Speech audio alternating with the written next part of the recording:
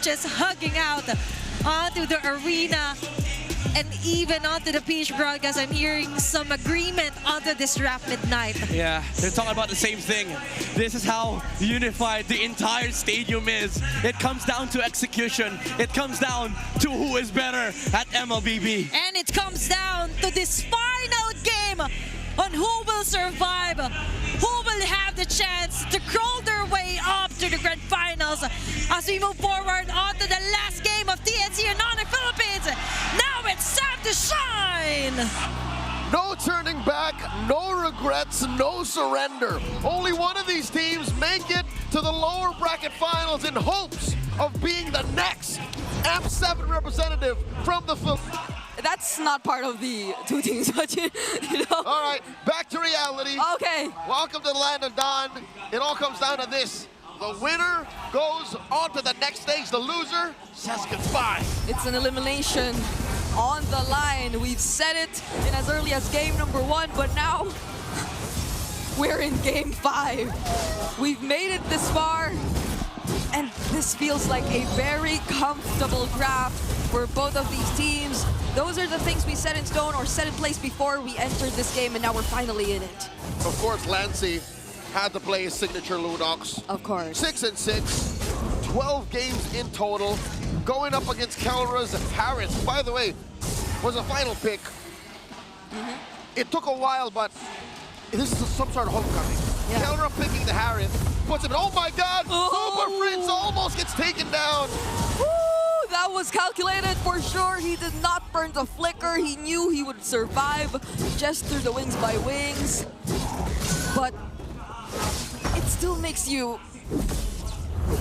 so nervous. You know what's on the line for this game. A single mistake could lead to a small lead for the opponents. And if you give your opponents little inches, they could walk away with a mile. Look at that, an early Mount Shocker. Here comes kickoff. Oh, now that's a flicker from Fritz. He can't escape Zyda. And Zyda had his eyes on him. No one could save Prince. No one could save Prince. He spent the flicker. And Zyda, the killer instinct on this young man. Chaknu staying in mid has put so much pressure on Onic. Talk about a homecoming. This is a hero he's played mid-season 16 after the rework on Croc, and he was one of the few to actually get a win on it. Chaknu on the Croc, helping lead Zyda to a first turtle secured. They're crowding the orange. King Kong get more. They're not happy with the turtle. Now they want to deny King Kong of his orange buff, but they might not force it anymore. All right, Zyda's holding on to that retribution. Onic can't fight this. They don't have their level 4s just yet. Zyda steals it away. A flicker from 3mar. He'll try to walk to safety. Onic tries to punish him. That's the Mountain Shocker. Oh my goodness! Off-cam kill from Lancey onto Prince. Lancey, with the help of Chaknu, kills Prince, but we saw 3mar flicker and yet still die. I'll tell you now, I think Tnc are still in the lead. We're brawling right now. Everywhere is a fight. Everywhere is a brawl. But this is how Tnc likes it. I'm not sure if Onic feels the same. Constant fighting, no sense of safety. A Phoenix flash from any corner of the map. That's exactly what the first 3 minutes of this game was. Onic feels very uncomfortable right now. You could feel it. You could see how desperately they need some breathing room for King Kong just to focus on farming, to catch up. And fortunately, he got a kill there on 3mar, because if not, I wonder how the lead would look like, because he's already trailing behind Zyda in terms of the XP. But at least that one kill helped him still stay a bit on track. That's right, at least an XP bar or a half closer to what Zyda's doing. You know what, I take it back. It's more than an XP bar. Zyda's still way ahead. Feather Airstrike starting it up. Okay, now they have their level 4s in, but the Revitalize is going to keep them safe. 3mar still being annoying as ever. But that's not going to turn into any kills for now. That's 1,000 gold lead Tnc is looking at, lording over Onic, making this second turtle spawning in the upper corner. All the more still uncertain if Onic can grab it. Penny Cutie bullies Kelra out of range, forcing him to drop that salmon force. Now eyes on the turtle. It's been a while since I've seen the Granger Harith matchup, but I'm pretty sure it doesn't necessarily work that way. No. Zyda Another turtle for TNC. Benny woke up.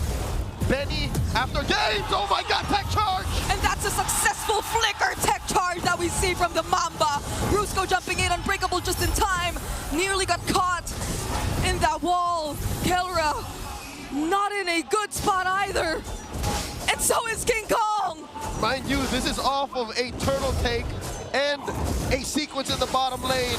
The gold lane advantage for Benny Cutie. This all led to a approaching 3,000 gold lead for TNC. They're running out of options. Onic, PH, where do they go? Even Kelra, he's struggling to just get back in lane, clear his minions, and he needs Brusco to be by his side in order for him to do just that. The pressure that TNC is able to provide right now is no joke. Onic probably did not want this kind of grok from Chaknu, not in this moment, not in this game. Something had to give when you decide to go red.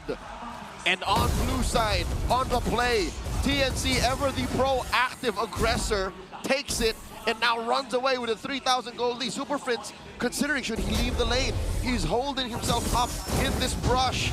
Kelra and Brusco getting trapped by 3mar. Lancey too, pushing away Benny Cutie. Oh, Grok, Chaknu's in the vicinity. Does not have a flicker though. Okay, I'm glad Prince actually recalled from there. It looked like a very dangerous spot for a Farsa who's sitting on a 0-3. He has a lot of catching up to do. Look at Lancey, 2 levels ahead of Super Prince. Oh God. And if you want to play around Prince in the early game, I don't think that's an option for Onic anymore because he's been completely shut down by the Phoenix Army. The Super Fam are out of their element.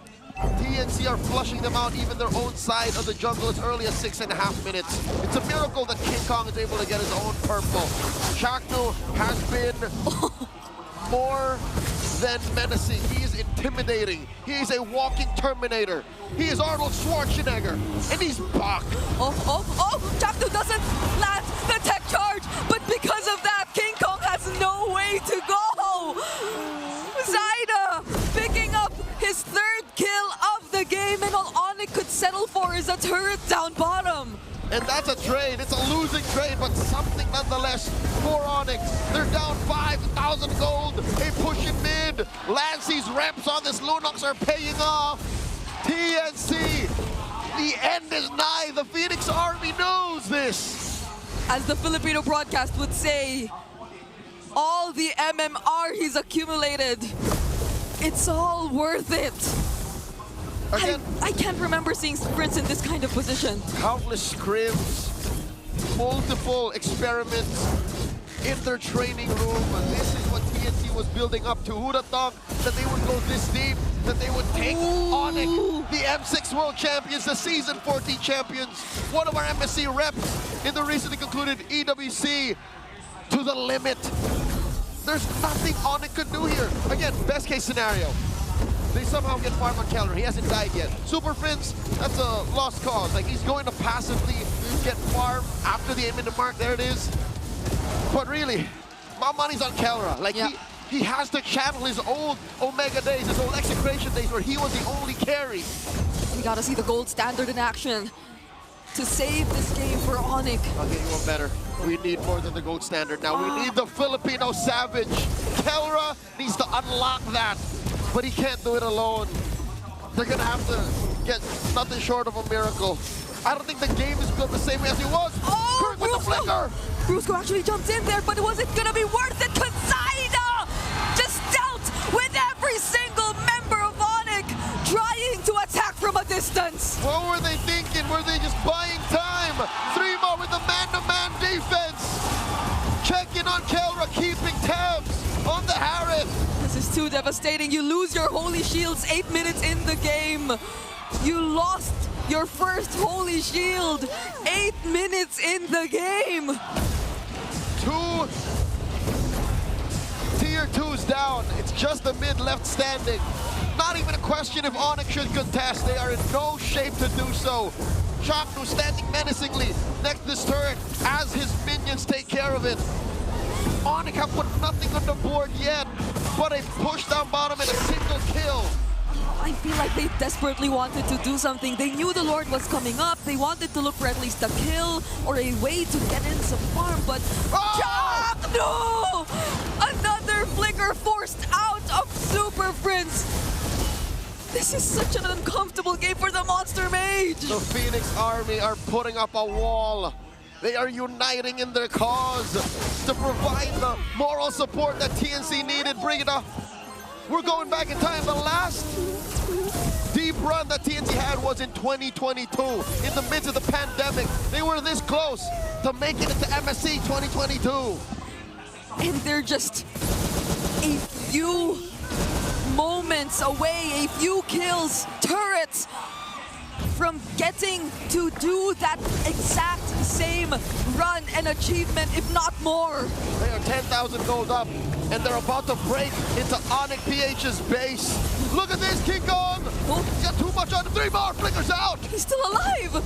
Onic don't even get the kill on 3 Mars. Ida Thorn Rose to keep himself safe. But their turret in mid is barely up. They have a full wave approaching their base, but Onic get to deal with it for now. Bottom lane inhibitor gonna be up next. King Kong very low, gets taken down by Zyda. King Kong can't survive that. 26 minutes before we see the Sigma jungler back. Could this be it? That's way too long. Onic need all 5 members to defend. TNC, they have a decision to make. Do we force this now or do we wait for the Lord? TNC slowly but surely circling around their prey. 3 more gets caught up. The minions have spawned. The Zyda want to go in. 3mar tanking a lot of damage. Zyda finally joining the fight. Salmon Force already committed by Kelra. Brilliance by Lancy as well. They flushed them out for now. But Jacknu, he still has a tech charge. Do they want to go for a team fight? I think the call for TNC is to take their time, take it slow. Approaching the 12K gold lead. Where exactly is this money? How bad exactly is the economy for Onic? Because 12K between them, right? 12 minutes in. I'd say that's 2 items between their cores. It's that bad. It's not bad. It's so bad. It's miserable. It's been a while since we've seen Onic PH put in a position like this. I don't know how the world is reacting to what's happening right now. True enough, 3,000 between Zyda and King Kong alone. 2,000 between Kelra and Benny Cutie. And even Lancy. All the more Lancy. Lancy on the Lunox. Over Prince, who had, I'd say it's an understatement to say that Super Prince had a bad early game. This is a moment Phoenix Army fans have been waiting for years. And here they are on the cusp of ending Game 5. 12,500 up. It's just a matter of time. Bring it up.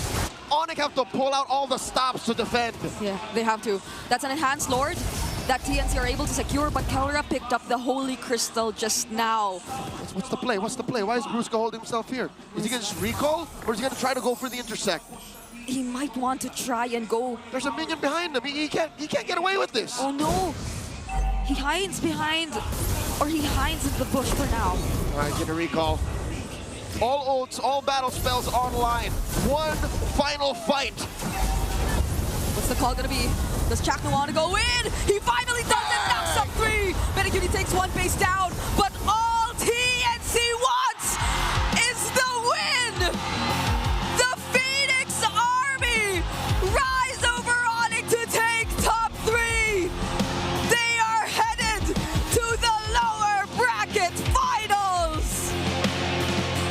The dream of every Filipino mlbb fan rests on the wings of the Phoenix.